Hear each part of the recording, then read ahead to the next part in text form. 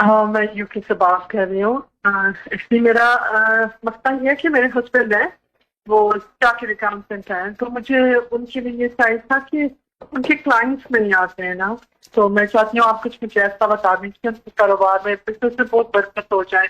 بہت جی محنت کرتے ہیں لیکن کلائنٹس بہت کم ہوتے ہیں، تو وہ کہتے ہیں میرے کلائنٹس زیادہ ہیں، تو اس کے لیے آپ مجھے کوئی ایسا وظیفہ وہ بتا دیں. اور کلائنٹس دوسرا یہ کہ میرا اپنا ایک بڑا گھر ہو جائے یہاں پہ. کلائنٹس اگر زیادہ آئے تو پھر آپ کا جی نیند نہیں آئے گی، پھر آپ کلائنٹس کو سنبھال نہیں سکیں گے.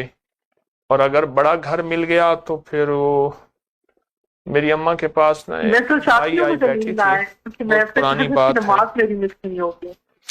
میری اماں کے پاس ایک خاتون آئی بیٹھی تھی تو کہنے لگی ماسی وڈا گھر گدم چیل کنڈا ہک تھی کہ بڑا گھر لیا ہے، میری کمر ٹانگیں ختم ہو گئی ہیں صفائیاں کر کر.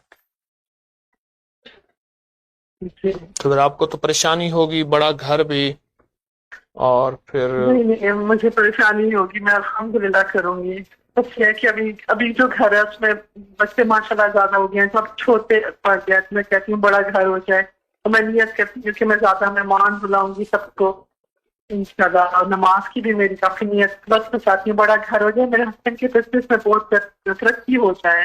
وہ بہت محنت کرتے ہیں، بس کرتے ہیں کلائنٹس نہیں آتے، بہت اچھا کم ہوتے ہیں. آپ سنیں،